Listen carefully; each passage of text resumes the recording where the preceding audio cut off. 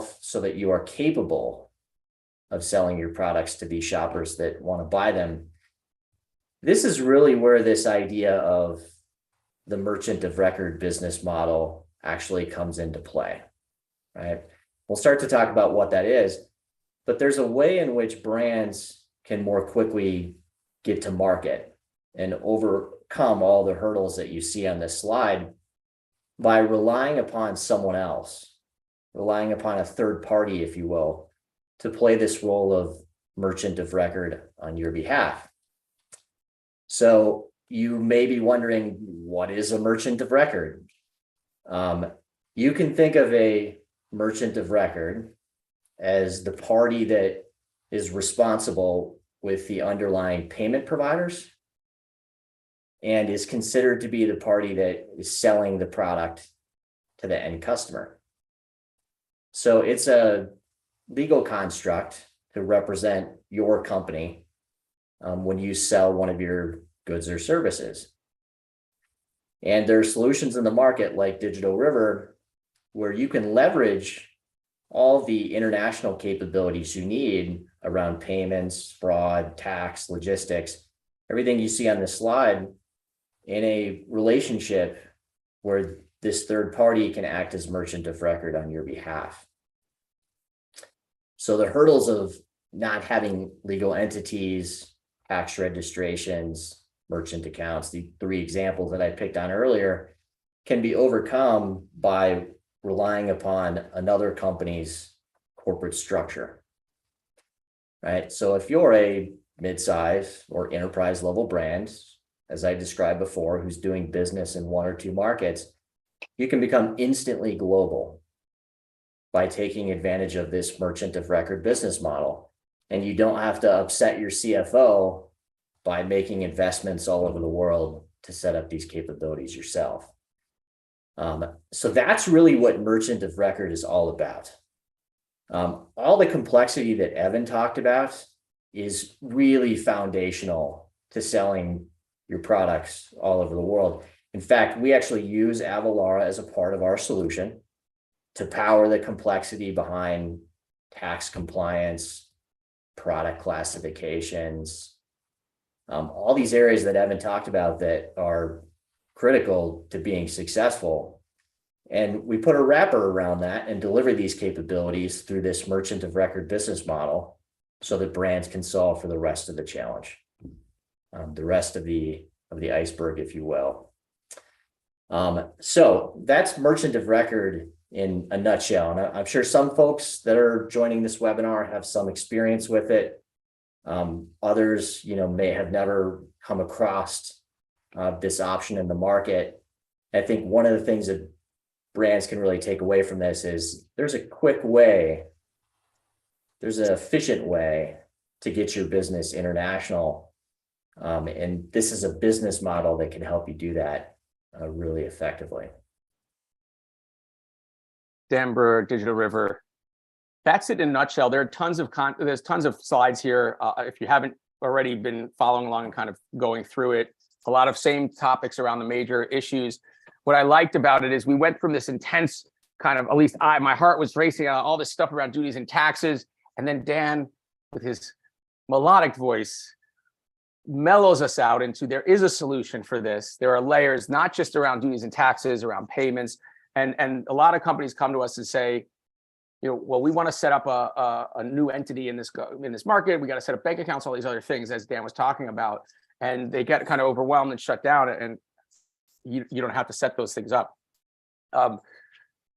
Okay, we're going to go to the next speaker. Before we do, Dan, we had a call the other day with a software company, I believe, that was dealing with an issue. What is one of the things that they the big burning thing that they were talking to you about that they needed to address in, let's say, I think it was in Taiwan actually for their sale? Yeah. So it's a wonderful example, Josh, and I think this kind of relates to Evan's presentation as well. But in the software world, companies who are selling software, SaaS services, one of the areas of increasing complexity in the industry right now is tax compliance. You have countries all over the world that have decided to impose their VAT schemes on remote sellers, on foreign companies. So you could be a US-based company selling software and services all over the world, and all of a sudden you have a VAT obligation on all of those sales. Well, think about that complexity for a moment. Registering in all of these different markets, filing on different processes, procedures, different timelines. And if you ever get audited, needing to address that audit in 50 to 100 countries around the world, I mean, that's enormously complicated for a business who is used to dealing with sales tax in the US. So that was one of the main challenges that, that software company was trying to address. A little bit further, you gave the example of Taiwan, and it kind of relates.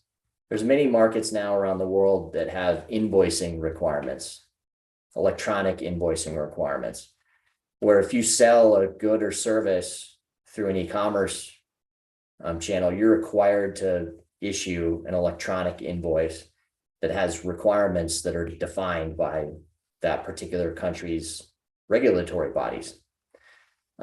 Think of this as just a special invoice document that has a certain number of required fields and information that's specific to Taiwan. That's another example of maintaining compliance with these country rules once you decide to take this journey and start selling all over the world. And frankly, most companies are just not ready to deal with this level of complexity, this level of compliance. Or don't want to, right? Or don't want to, right? Yeah, the economics don't really justify you solving these massive hurdles, Sure. One country at a time. We're definitely at time. I want to go forward, but we also have another person who's exceptionally well named, Joshua Rosenberg, who had a question about, does this only apply to e-commerce? Do you also do this for B2B companies, processing, or any other capacity? Yep, great question. So what I've talked about today and what Digital River brings to market is for e-commerce in both a B2C and B2B capacity. Ultimately, the services that we deliver, they all kind of come to fruition in some kind of a e-commerce purchasing experience. So we have clients that are all the way on the end of very traditional B2B, but have an e-commerce purchase process at the end, all the way to traditional B2C, selling consumer goods online. Okay, so but if you have a transaction that would occur on your website, even if it's a B2B wholesale sale, for example, as long as it's coming through your website, you can help. You got it. Okay. Yep. All right. Awesome. Dan Brewer, Digital River, thanks for joining. Again, on the screen, if you want to contact him right there, you've got your video of him. You can hear him all over again, but going through each of those slides, and then you can also contact him. Again, thanks so much, Dan. Thank you, Josh.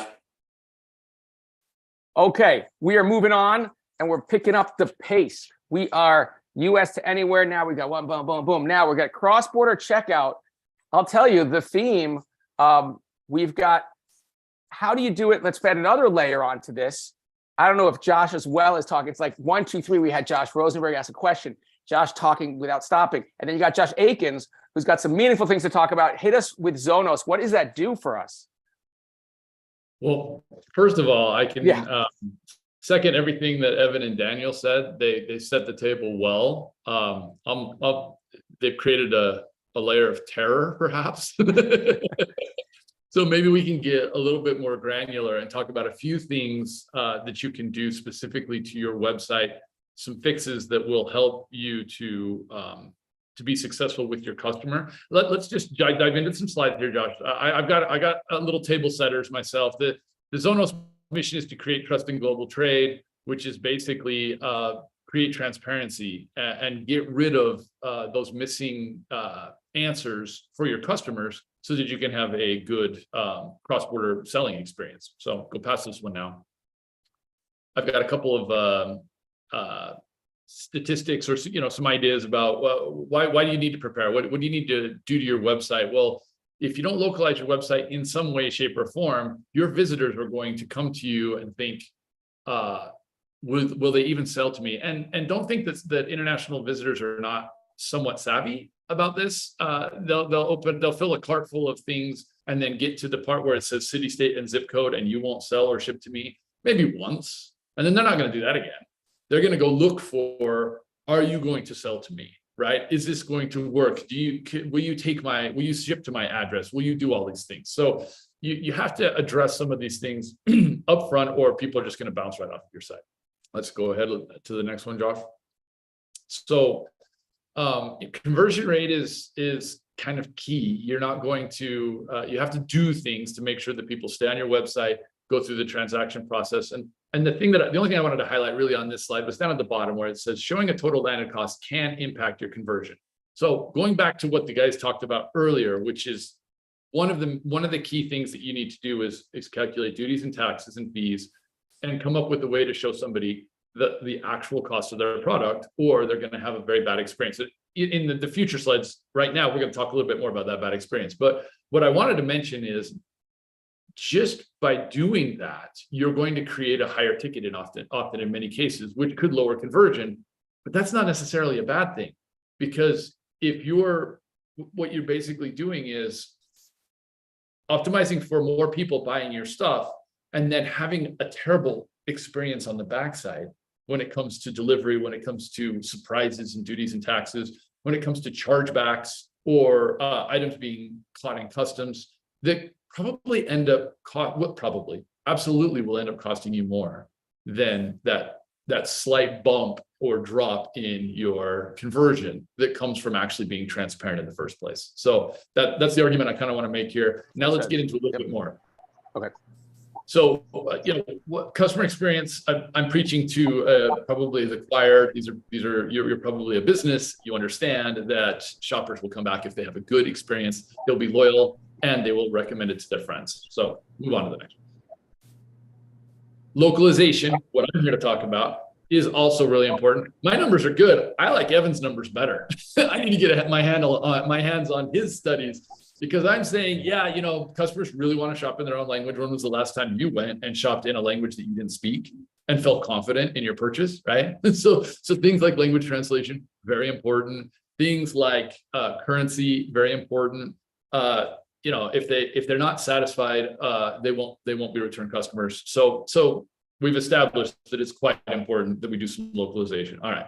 Last but not least, I kind of like this study because it gives a little bit of a number to a couple of the things that these other guys have talked about. If there's, these are more localization issues. If you don't show them a delivery date, they'll either avoid or abandon. If you don't provide them the name of the shipper, oftentimes they're like, who are these people going to use? I'm not secure with that. Or don't let them put some instructions in, like where to leave it, or how to pick it up, or because in different countries, they do things differently. Sometimes they don't have a post box sitting on, across the street or on their door, right?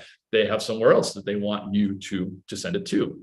And the big one is all the way down here at the end, which is if they can't pay the duties and taxes and fees up front, 24% are apt to abandon without ever giving you the credit card or the chance to sell. So let's talk about duties and taxes really quick as a piece of the overall localization of your website. So when it comes to the duties and tax piece, I'm going to use DDP for duties and taxes prepaid, and then COD, we're pretty familiar with that, right? Collect on delivery. So if you do a DDP solution, and that's part of your localization for your international customer, you're basically showing them the duties and taxes and fully landed cost up front. You're collecting it so that it goes more quickly through customs. I think Evan did a great job of explaining how if the HS codes are funky or wrong, things can get hung up or cost too much. And then the delivery goes through and they're happy. If you do the COD feature, which is just the regular, I'll quote you the duties and taxes, I'll quote you the shipping and the product price, and everything else happens downstream. Well, it slows things down because customs organizations have to calculate. And like Daniel said, customs organizations are stopping doing calculations. They're starting to put that onus on retailers. So that's changing as we speak. So you're almost not going to have this option in the future. So you need to figure out how to, find partners to help you do these things, like quote the duties and taxes, and then, remit them. All right, next slide. Very important. Okay. I said total landed cost a couple of times. This is just an easy slide to see what the difference between just quoting duties and taxes are. So if you just go, use your chat GPT to come up with an HS code for you, and you throw that on there, you throw that into a calculator and you get the duties and taxes, that's not a total landed cost. You still will not collect enough money to actually give your customer an overall good experience. So if you just look at the breakdown here, you can see the things that would be surprises, like advancement fees, like DDP fees, like actual VAT and tax on the shipping and on the VAT and the tax. It's crazy how complex it can be. So having a total landed cost is a good thing for your customer and for you. All right, let's go on to talking a little bit about how we now some thoughts around how you optimize your website for showing the customers the duties and taxes. One way is through a plugin. You can get a plugin. Many of your e-commerce platforms will have a marketplace of plugins that you can choose. One way is to get a plugin that fits into the shipping module on the checkout and includes duties and taxes, quotes them and shows them in a line item, and helps the customer at that very moment pay for them, so that the retailer can check the box, deliver duties and taxes prepaid, and then have the shipper bring all those duties and taxes back for you to pay because you collected it. So that's one kind of low-hanging fruit. It's not a total optimization, but it hits on one of the big ones, which is the surprise duty and tax. The next one, international checkout, that's a little bit more robust. Daniel talked about, the merchant of record is often an international checkout type experience where they take that over for you. They can do, you would have translation of the language on the website, localization asking for the right province instead of city, state, and zip code. You would have proper currency displayed on the screen. Often they can pay in their own credit card. They can handle things like again, Daniel talked about compliance. He talked about VAT remittance. He talked about item level restriction. This is the more sexy piece, right? This is the one that gives you the most for your customer to have that Amazon style experience. Now let's go to the last thing that I'm going to talk about real quick here. And this is welcoming someone at the beginning of the experience so that you can carry them through to one of those better checkout experiences. It's a welcome mat, for lack of a better term. Zonos, we call ours hello, but it's basically something that comes up at the very beginning of the checkout that says, excuse me, not the checkout, the shopping website, right? Where right when they come on, they see they're welcome, that you're going to sell to them. They don't have to go through your shipping policies to figure out if they want to be there. One more slide, I think. This one just says, hey, keep them around on your website, give them transparency, give them some information up front, and hopefully you'll be able to carry them through to a better checkout experience. So, and this is IP address triggered. So if you're coming from a certain country, it already will default to welcome them in the local language and with a flag that says we hear you. Yes. So we're talking about the low-hanging fruit. I mean, there's so much under the iceberg, right? Sure. These are some low-hanging fruit things that you can do right away to help you get started with those customers that are already visiting your website, already hitting you up your CS channels and saying, hey, how come I can't get my insert brand direct from you? Right. Oh, yeah, there's one more slide in here. These guys talked about HS code classification. Very important. You can use tools like API-driven tools. They mentioned you could go and do your whole catalog all at one time. You could do that. You could do it in real time with your API, or you can type in the information into a module, kind of like this one, what we call our Zonos Classify, and it can kick you back that all important HS code. Anything? I got more questions in the comments, but I don't want to cut you off. The last thing I was going to throw out there is iOS 2 is hitting very, very soon in Europe. And one of the things that Zonos is doing is we've kind of thrown it out there to do HS code classifications. We're kind of doing a free deal on, well, let's help you get your catalog classified right away so that you don't catch yourself in trouble with Europe. So contact us about getting your catalog classified immediately. And then, like, if we do a good job, then we can be friends and you might want to work with us more. Yeah, that's awesome. Okay, first, Josh Akins from Zonos, thank you. Second, again, there's a lot more really cool stuff in here, as with all the other stuff, including information about Zonos, but also information about how you should do this and layers. What I like about the Zonos layer is it is just a layer and a plugin in a lot of ways. There's a lot of easy ways to access it. But again, contact them. Now, I will say, before we move on, up until now, you have heard very different companies talking about very similar challenges, and they all have solutions that address different parts of it. Some of them overlap, some of them don't. If you have these issues, call all of them. Go ahead and have a conversation. They're all very nice people. They have great teams. Because of the relationship we've had for years with all of them, we feel like, you know, they've been gracious enough to come in, even with competitor-ish people, because they know that there's certain pieces of the puzzle that are right and certain solutions that are right for some of you and not for others. So you really got to dig into it and have these conversations. Yeah. If we get to have those conversations, some merchant of record is not something that we do, but Digital River does fantastically well. So you got to have that consultation, figure out what's the right thing for you, and then right partner. And we're not the only fish in the ocean either. There's a lot more. You just got to find the right one for you. But you're a great fish out there in Utah, helping us out. So thanks again, Josh. As always, it's great to have you. So thank you so much. Thanks, Josh.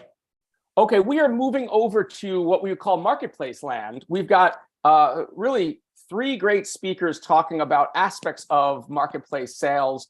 We have Channel Engine is going to come up next, talking about how do you sell on multiple marketplaces through a single dashboard. That's a simplified version. We're going to talk about Payoneer and talk about how do you optimize your cross-border payments, not just in marketplaces, but we are going to focus a lot on how do you deal with better payout systems in overseas markets so that you can reduce your FX rates, your decline rates, etc. And then also, how do you deal with marketplaces globally with what I'm calling an outsource model, but it's essentially a company that will take your product and do everything for you, called Patterns. So right now we're going to go into Channel Engine. So stick around and let's rock and roll. So here we have it, Channel Engine. Who's coming with us? Damien? It's me. Hello, everyone. Thanks, Josh. Thanks for coming. Okay, I'm going to open up the slide deck and let you rock and roll. And then again, there's contact information depending on where you want to sell. There are different people to talk to and all sorts of different information. But I'm really excited about this because, to me, I didn't know this solution existed about a year ago, and it's pretty cool. So, all right. Yeah, I'll take it away. Thanks, Josh. Hello, everyone. Greetings from New York City, here on the East Coast. Damien's back here, Channel Partnerships Manager for North America. So we'll start off with the big numbers, but there's one number I want to throw out there first, and that's 6.3 trillion. That's the number I have. That is the U.S. national debt. It's not Jeff Bezos' net worth, but it is the e-commerce sales predicted for 2023. All right, so the question I hand is, as a brand, how do you gain a bigger portion of that, right? So that's 6.3, especially in an increasingly competitive global purview. It's challenging, but that's the topic we're going to discuss today. So how do we get that through selling through various marketplaces, going abroad, and gaining new customers? But the topics here, 21%, that's the global e-commerce, that's the e-commerce sales. That's for the entire global sales. But if you go to the US, closer to 14 to 15%, so a little bit behind. So about 900 billion for your US e-commerce sales. Though some of our sales insights internally, we're seeing around 75% of e-commerce sales could soon be through marketplace format. Some are even already there. That's going to be really through the APAC region. But for brands and retailers, selling on marketplaces is certainly a huge opportunity. No mystery there. Although expansion, as we're hearing, through so many facets, not just actual sales, but taxes, delivery, all of these different things, it can be complex and challenging. Next slide, please.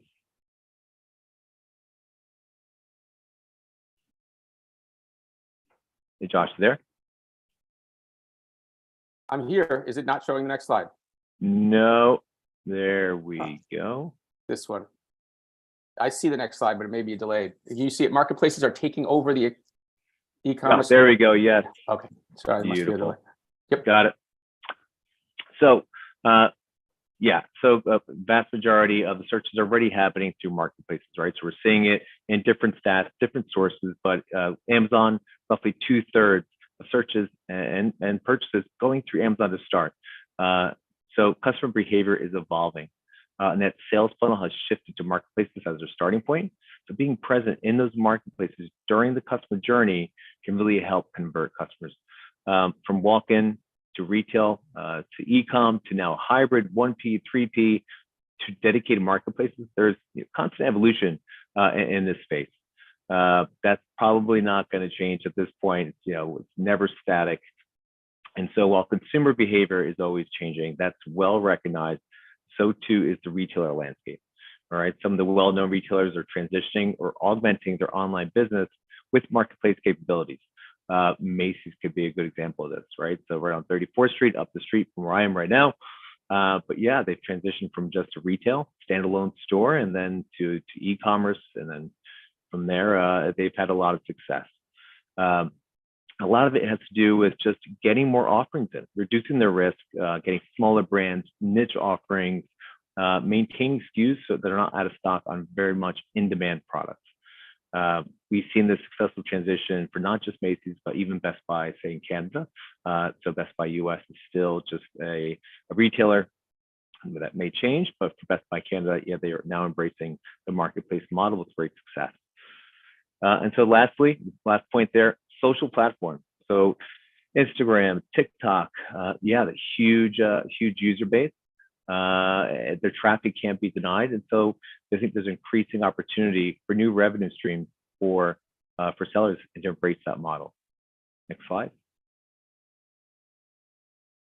Alrighty, so finding suitable marketplaces.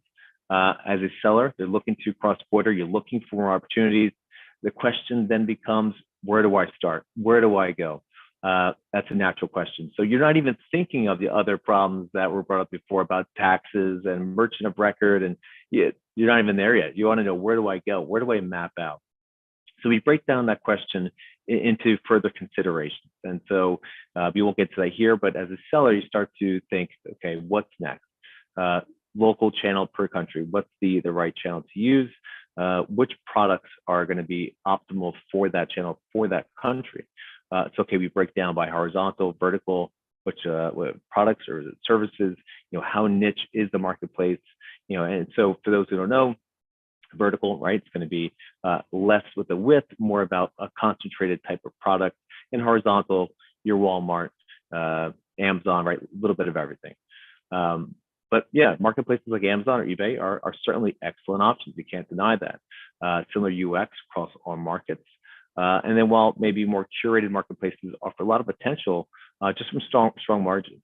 There's a reduced competition. They vet who's coming in, who's actually selling.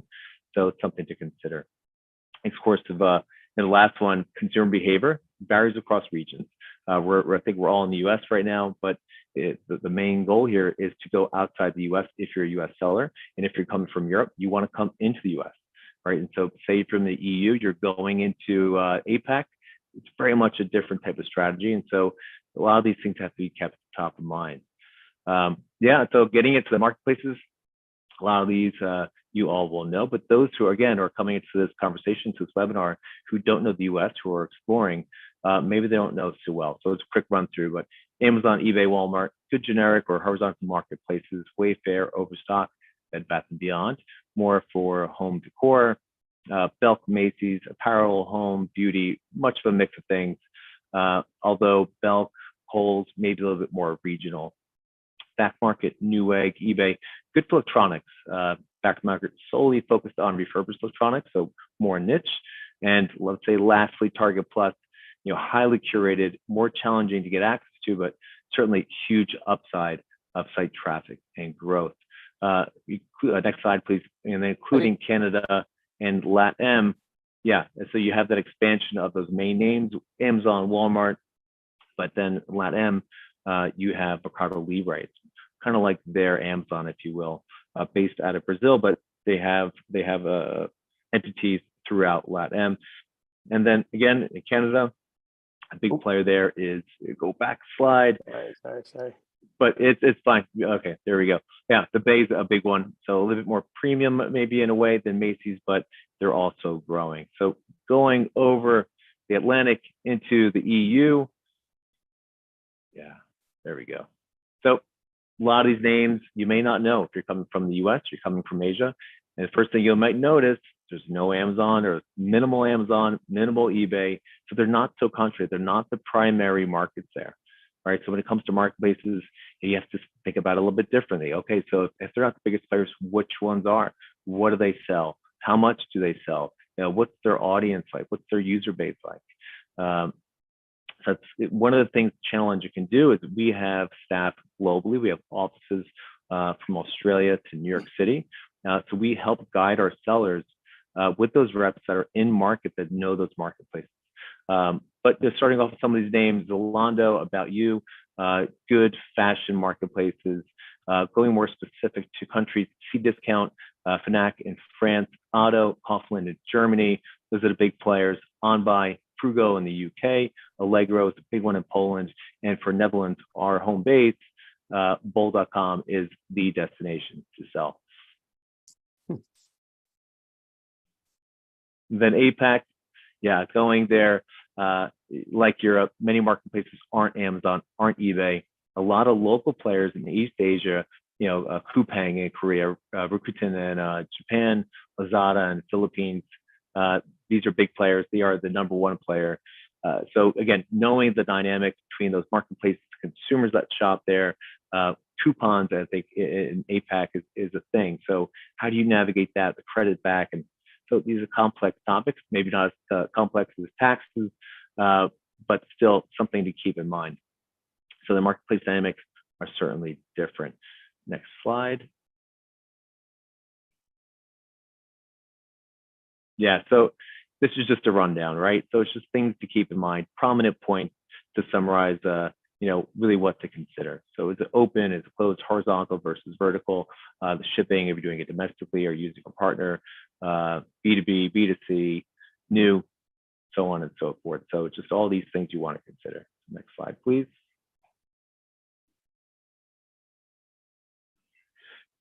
So yeah, expansion, really, these 3 points. Expansion is not just about revenue. Of course, that is the name of the game long term, but it's really about, I would say one word really sums it up, and it's brand relevance or being relevant, right? So expansion is great, but long-term success is about staying relevant, having availability, being available, less susceptible to risk of being concentrated in just your Amazon, being concentrated in just Walmart, right? So expanding out and reducing that risk, and improving brand recognition from just being outside one or two marketplaces or just maybe one store.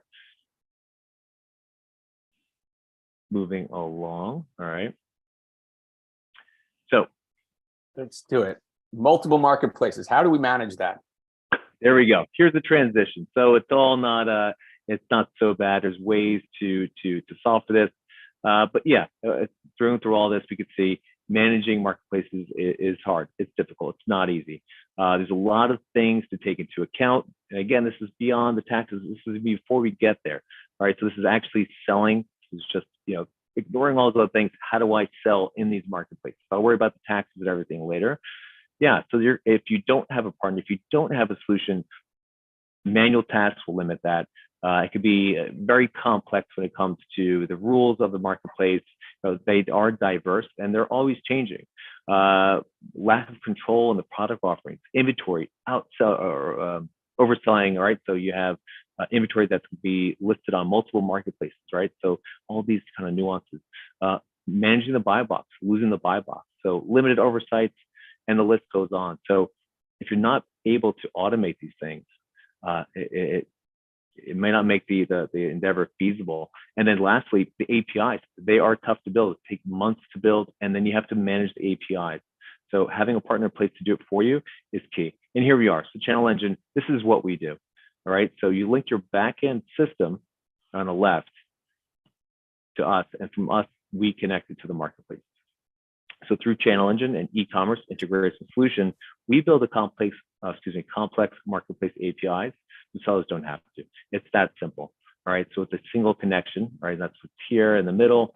All the backends, the PIMs, the ERPs, even logistics partners feed that data in to us, and we send it along in the right format. So product content, price, quantity, order status, in that right format to each channel while maintaining current stock levels across those active channels. I would say what's more, we help clients guide through the complexities of the marketplace expansion and really to embrace the excitement and minimize the angst. So I think a lot of what we're hearing is kind of this angst of going abroad and the challenges that can be present. But yeah, this helps reduce a lot of that.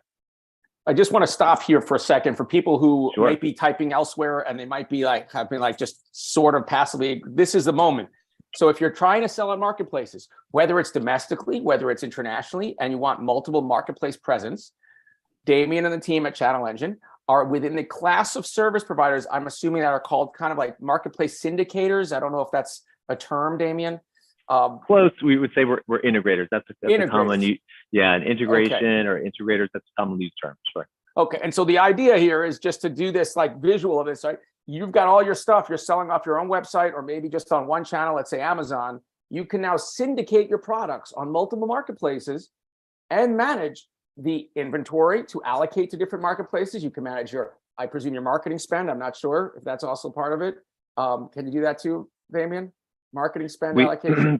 We work with different agencies, so it's not just the marketplaces. So we have logistics partners, we have agency partners, and the marketplaces themselves. So we're Awesome. Multiple facets of the different channels that we can work with. Sure. You can adjust your pricing across different marketplaces at different. So it's really cool, and it's really a game changer for a company, whatever size, really, that says, "Look, I don't want a whole siloed team on each marketplace, nor can I afford it." Right.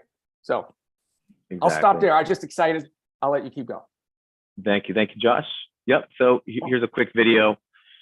I like this. So here's the thing, there's no sound, so it's not that exciting. Well, I can make sound. Well, I'll talk through real quick. So here's a dashboard. Here's your control center, command center, the various marketplaces that'll be around. Right, on the left would be some of the options. But yes, you'll have your products come in. You'll be able to manage it with if and statements. Right, so that's your categories. You have your mappings. Again, using if and statements. It's pretty amazing. Different configurations. Yeah, it's very user centric. It's quite intuitive. Again, Get so a lot of positive feedback. You can see your volume, right? As that was showing you, you're across all your marketplaces as well as isolated per marketplace. Well, yeah, you can go into specific marketplace. You can see your sales, whether that's seasonal, right? So you can filter the sales there, and then you can see aggregated sales data as well. All right, so if you come to that dashboard, you'll be able to see everything, all the sales happening, and then when you go into each active channel, then you can see pinpoint, this is what's going on with that channel.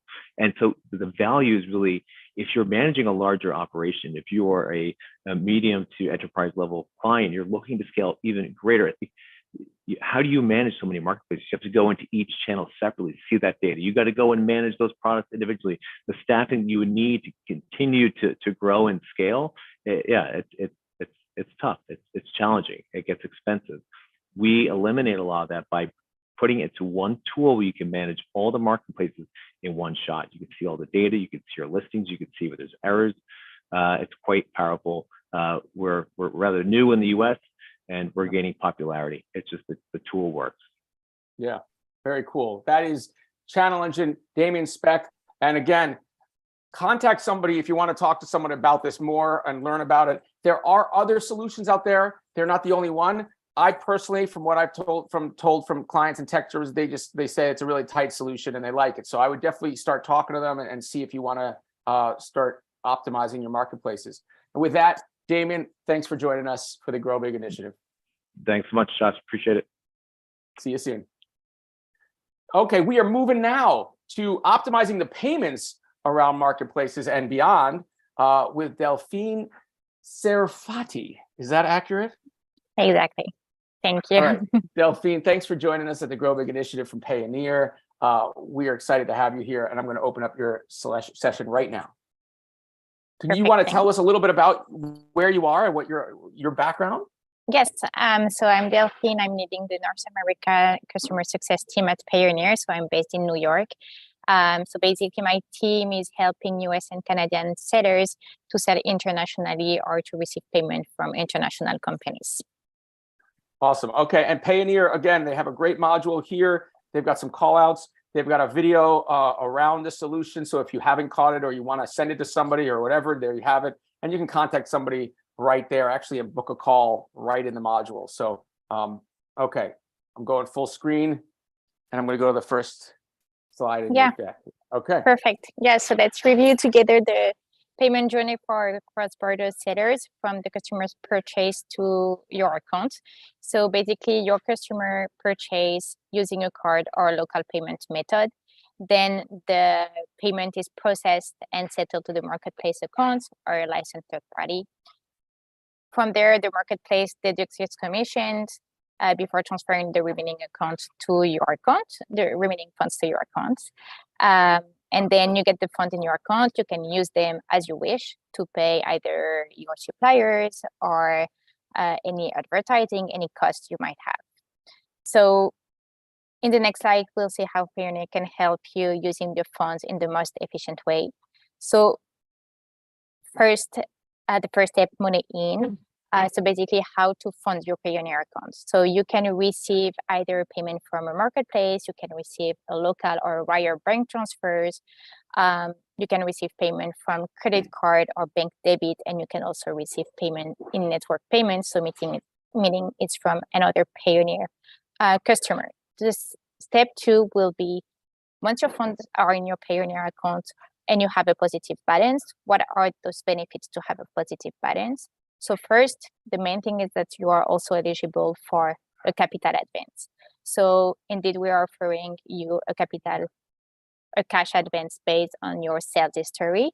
It's very easy to be eligible for this advance, and you can use the funds as you wish. Then you can also use our billing and invoicing tools to request a payment from any company that you are doing business with. You can manage the currency, meaning you can convert funds from a currency to another. So you can convert euro to GBP, you can convert GBP to CAD, CAD to Australian dollar. It's really up to you what you need, and also the market rate at the moment that you want to convert the funds. And finally, once you have the money in your account, you also want to use this money outside of Payoneer. So how can you do it? You can withdraw the funds to your local bank account. You can use our commercial cards. We have an excellent acceptance rate and cashback reward. You can also pay in network, so you will be able to send payment for free to other Payoneer's customers. And you can also pay your supplier directly to their local bank account, or you can pay your taxes using our integrated portal. Of course, there can be some common issue with cross-border payments causing unnecessary cost and delays. So we know that 80% of the SMEs don't know the true cost of foreign exchange through their bank. Really using our receiving accounts and receiving bank details will avoid you any processing fees issue, conversion fees issue, and settlement time. Basically, all the payments are routed through local banking rates. So you have clear visibility. It's very transparent. It's very transparent on the payout schedules and transaction times. So there is no issue. You have totally control on your payouts. Yes, in addition to give you the opportunity to optimize your financial needs, having a Payoneer account will also help you, and it will be easier for you to manage your global account, because everything will be managed and everything will be in the same place. So you only have one platform, you only have one Payoneer account. So you will be able to manage all your virtual bank accounts in one place without having to manage the local banking relationship with international banks. You can also receive local bank transfer from any source of payment. So you can receive from a client, so a B2B, any company you are working with. You can receive from a marketplace, you can receive from any platform. They can pay you in local currency. So we are supporting 9 currencies for now.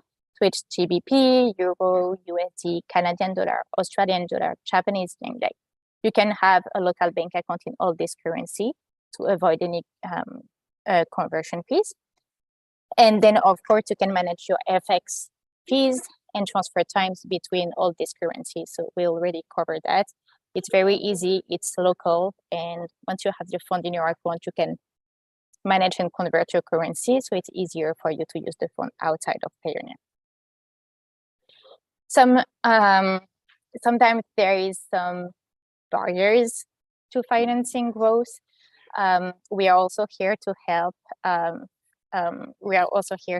So basically, we know that 61% of global sellers regularly struggle with cash flow. 30% of newly established business fails because they run out of cash. 60% of the SMB reports using personal funds to finance. So this is really where we can help you. Finally, like the supply side shifted to alternative models. So fintechs can now offer a greater accessibility and efficiency using alternative data. So basically, this is where we are. We are offering you capital advance to help you finance your growth and extend your business.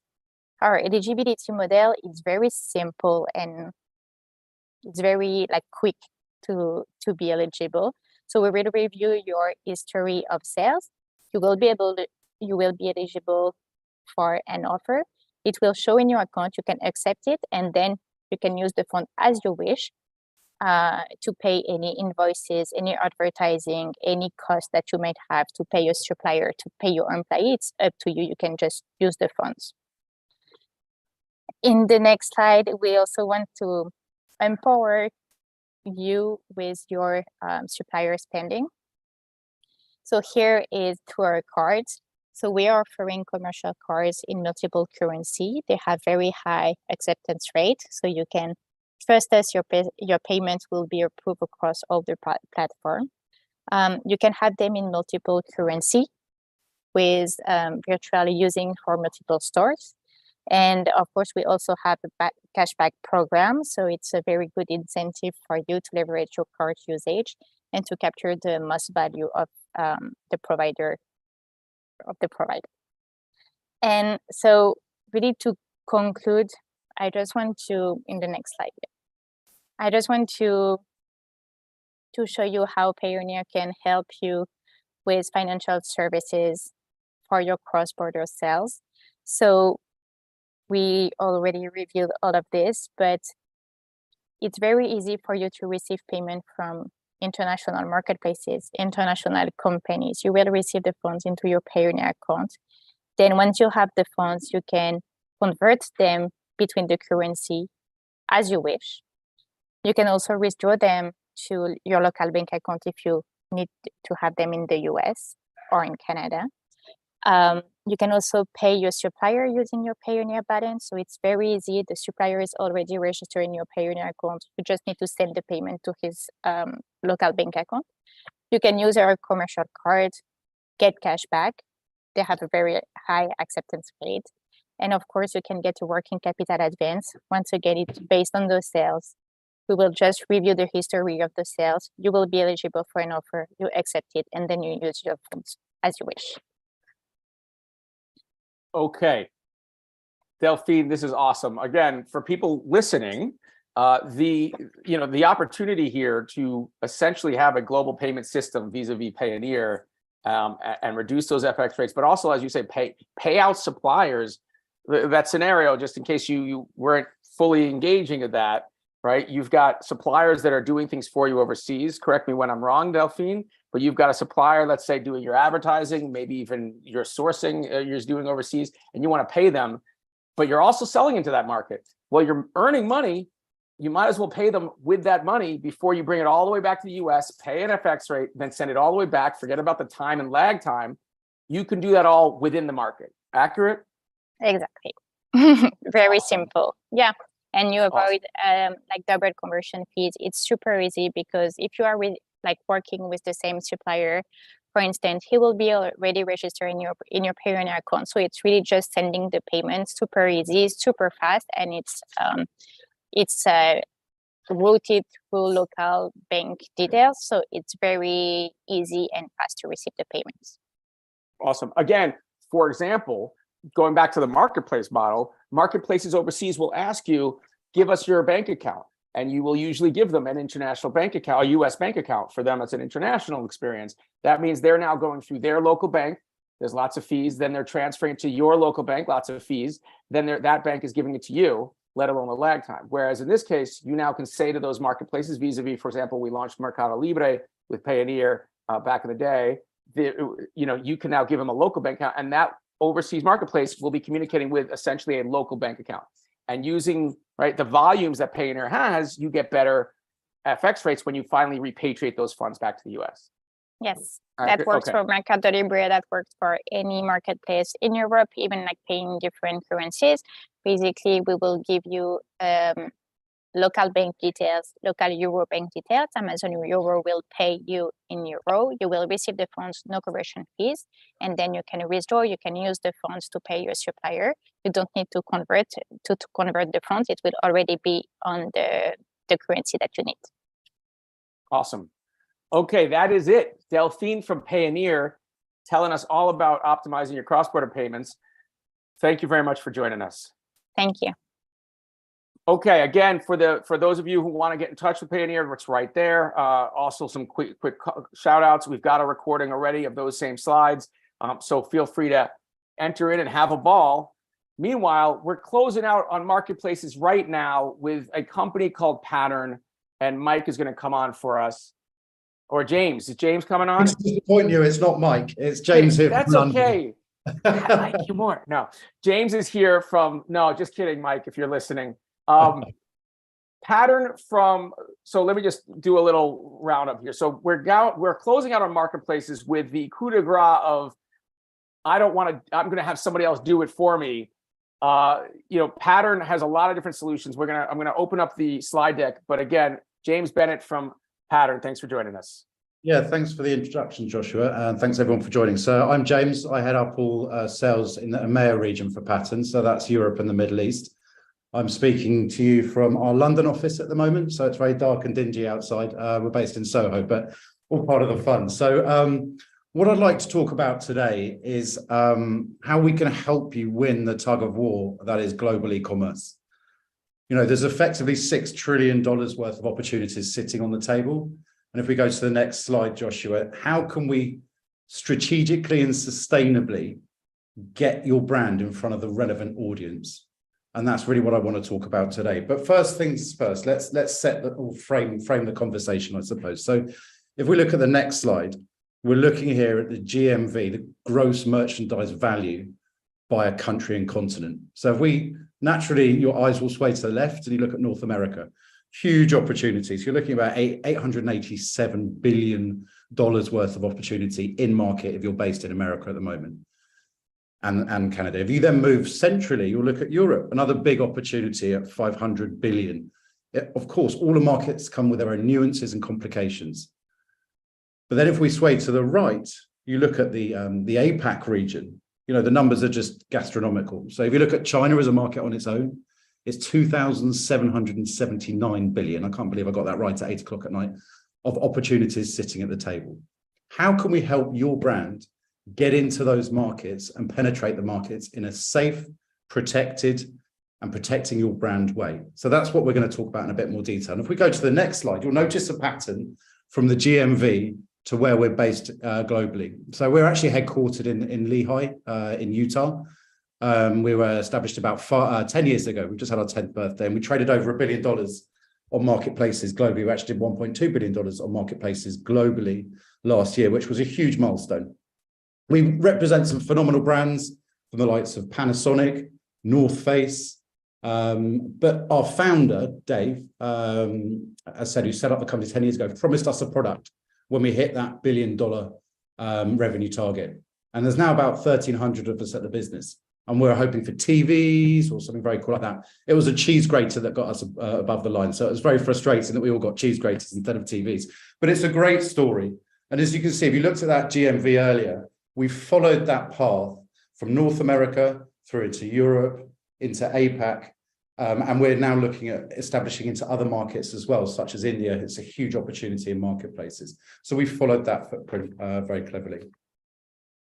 So let's take a step back and look at internationalization as a whole. And I like to think of this as a sort of crawl, walk, run sort of philosophy. So if we go to the next slide, the best place to start is often the cross-border route. So test your demand. Lots of marketplaces will try in market, if you're in the States, for example, will try and say, look, get your product into the market and test the demand by going cross-border. So you can really get an understanding of if the consumer demand is there for your product. And once you've got that demand, or once you've seen that demand, you can then start to grow the demand by going through different channels, advertising below and above the line, influencers, micro-influencers, a great way to start building traction for your brand in those particular markets. And when you're comfortable with where you've grown that traction to, press the button and get the full localization piece. Creating localized content for those particular markets. We work agnostically in many different particular markets, so we don't specialize in one. But at the moment, I'm speaking to lots of coffee companies, for example, in Europe. And it's so interesting when it's looking at localization is how you have to tailor your content based on the market, even in Europe. So, for example, if you speak about coffee in France, they would not have a clue what a milk frother is, for example. In Italy, they like black coffee and espresso. So it's about understanding your localized market to make sure that your content is on point for that consumer in each market. So if we go on to the next slide, how do you build out that proposition? You have to really think through this. And if you start with pricing, we've spoken about taxes earlier in the conversation. There's so many different taxes and tax growth when it comes to pricing within each market. So it's about understanding how all of those taxes can affect your price point within the market. Have a look at the logistical element when it comes to pricing as well. How is that going to affect your product and getting it into market and the margin and the bottom line side of things? And at the moment, FX rates are fluctuating left, right, and center. How can you protect your brand from those FX fluctuations also? I love coming out to the States usually, but my pound doesn't get my bang for the buck that it used to. So, it's about thinking about your products and how they resonate within market on a pricing side. And then you need to look at ranging. Does your product range fit for that particular marketplace? If you're looking at selling in Luxembourg, which is landlocked, there's no point selling boats because they're not going to be that interested. So really, we wouldn't sell boats on marketplaces, but just an off-the-cuff sort of example. Is the marketplace right for your brand? Is it a discounted marketplace? Is it a full RRP, recommended retail price marketplace? Have a look at the intrinsic side of these marketplaces before you look to attack them. And also think about changing your range based on marketplaces. There are some brands out there that are selling individual items for under $5, for example, on marketplaces. That is not a particularly e-commerce friendly product. Think about bundling. Think about making the actual end consumer spend more and get more for that money, but reduce the logistical costs on the bottom of it. And then look at the regulatory and the compliance and the registrations and the regulations part of the piece. We spoke about it earlier. It is complicated in markets like Europe and in China, but there's great partners out there, and we work with the majority of them. We can help you literally pick up your product from the US or wherever you may be based and drop it in market with the correct regulations, the correct compliance details, and labeling in multiple markets and multiple languages. It's not just the labeling, it's your slogans often as well that can be a problem. There's certain things you can say in one market and not in the other. So you can't promise that a pill would increase fertility, for example, in one market in Europe, and another market you can't say that. So it's about understanding how you can promote your product in the best way when you get to that marketplace. So if we look at the next slide, we're looking at the pros and cons of selling on the cross-border model. Obviously, there's some great pros, and there's no local entity and setup that needs to be set up. It removes any barriers and constrictions about receiving payments in local currency. You don't have to localize labeling. And it can circumnavigate a lot of the regulatory concerns. It can produce quite a lot of stock pool decisions. And of course, consumers are driven by ease.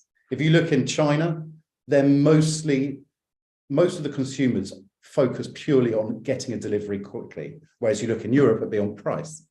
So if it's cross-border and it's going to take a week, is that going to actually entice a Chinese consumer to buy?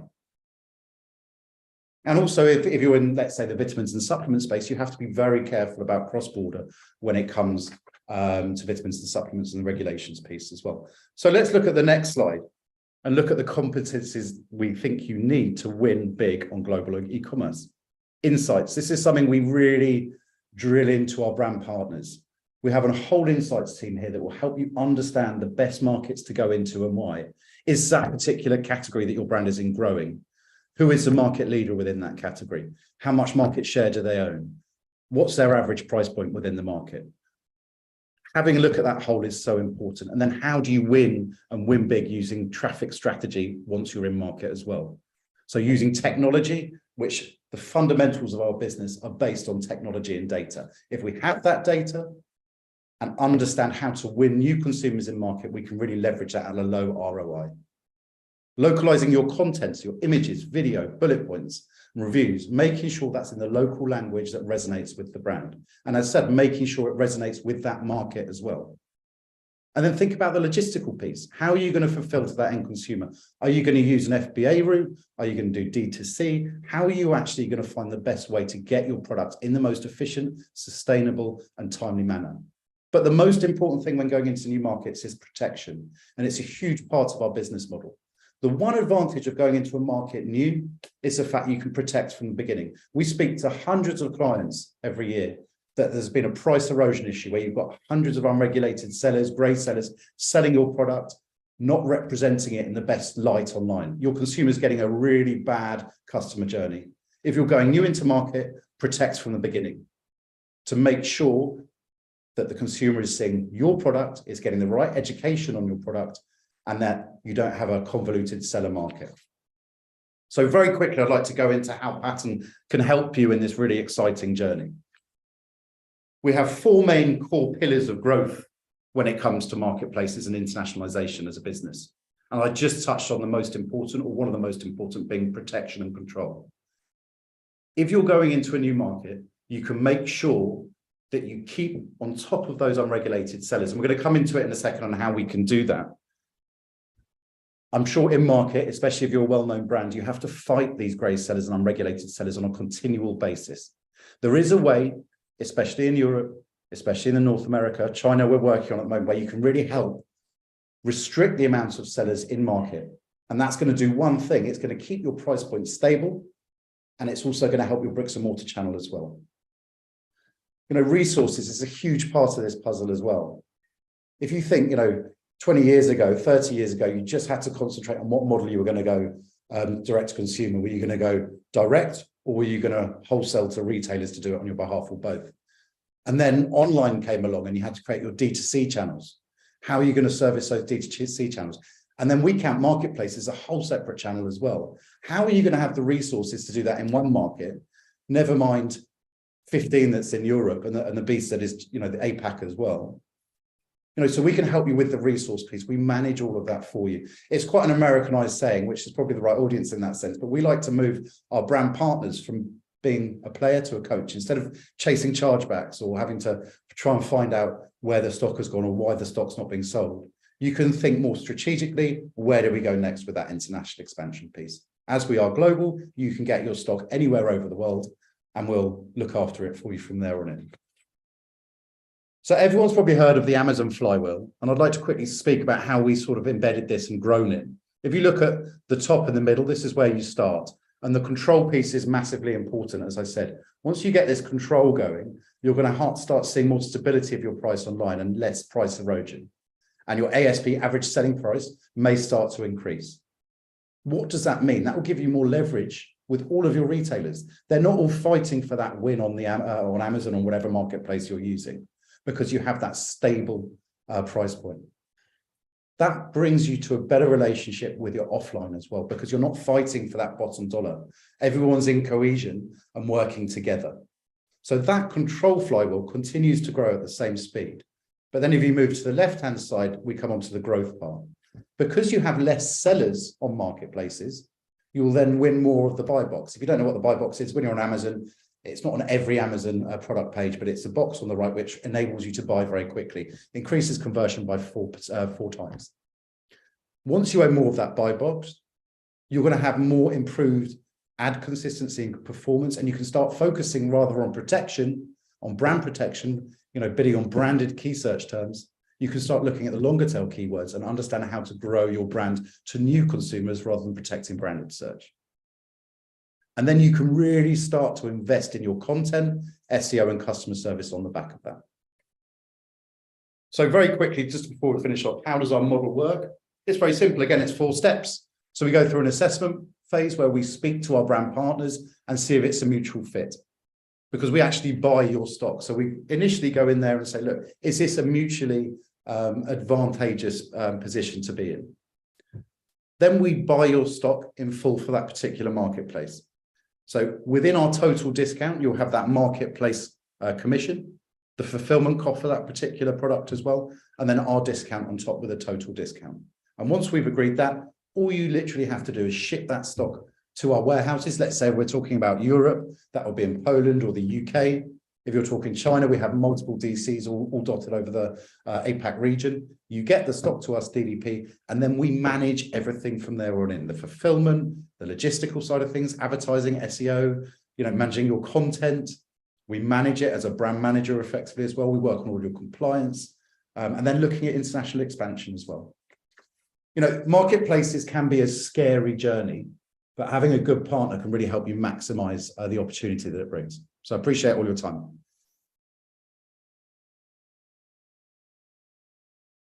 Hold on, I'm coming. Just getting it. All right.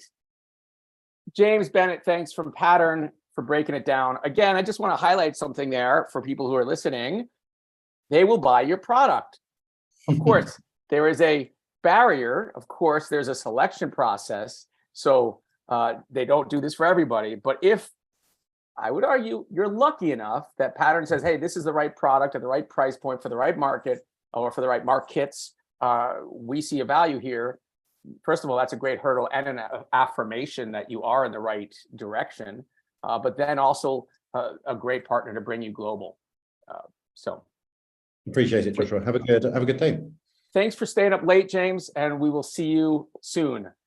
If anybody wants to get in touch with Pattern, obviously ping me. I'll leave you have my contact information. We don't have their link up here. We'd love to get you in touch with them though. So you can always get in touch with me at hello@growbig.org, and I'll put you in touch.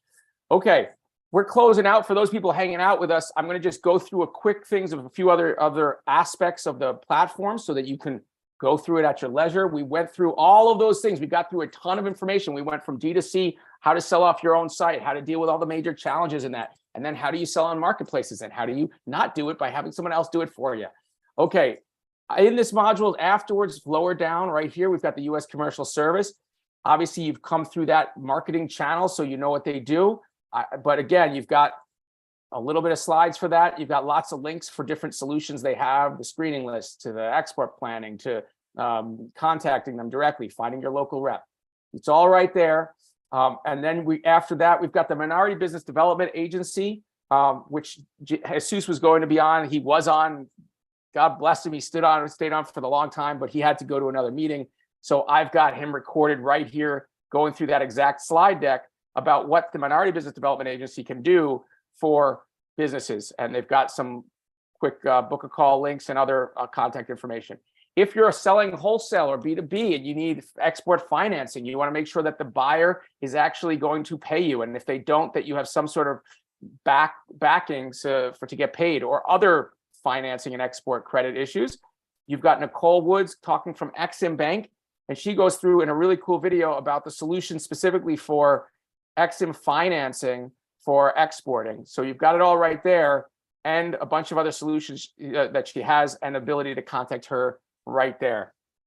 And then of course you've got SBA and the Small Business Administration's financing solutions, and you've also got export financing solutions such as SBA loans specifically for exporting. We have a navigator on the platform as well for that.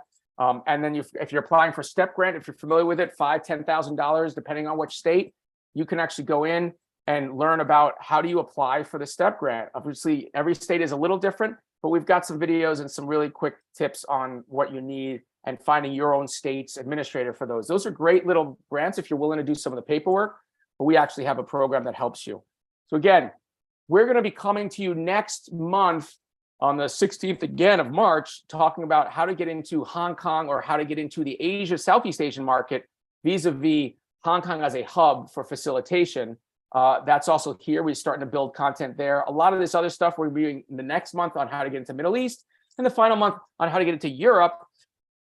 We also have programs right here around cross-border payments, around financing, around Southeast Asia, Latin America, to entering a really great whole roadmap we've already done on everything to do with getting into Latin America.